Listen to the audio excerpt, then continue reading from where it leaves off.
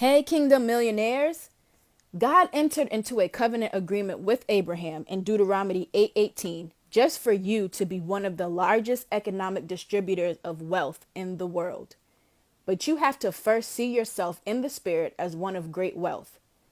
Then what you visualize in the spirit will begin to manifest itself in the natural or in your outer world. When dealing with money and wealth, those in kingdom either adopt a mental image of lack or a mental image of abundance. When the mental image of lack is more dominant, you will think as one who is a body having an earthly experience with a spirit and is limited in resources because there is only so much that you can do.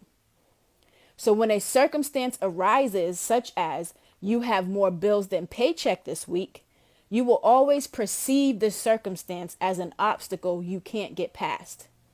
You will always automatically default to, I don't have enough, I need to get more money, I don't make enough this week, I need to work more, etc. These thoughts are attached to feelings such as fear, insufficiency, worry, anxiety, etc. You will show up defeated and continually creating a result of lack in your life. But when the mental image of abundance is more dominant, you will think as one who is a spirit seated at the right hand of God in Christ, having an earthly experience in a body, is unlimited in resources, and has authority and power in Christ to call those things that be not as though they were.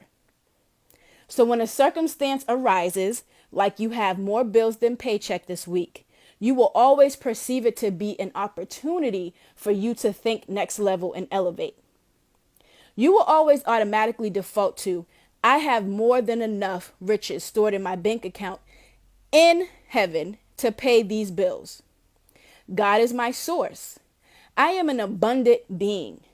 Money is flowing to me daily because God supplies me with the provision, etc. These thoughts will produce feelings such as confidence, boldness, and joy. You will show up in victory, calling forth abundance from the place of it already being done.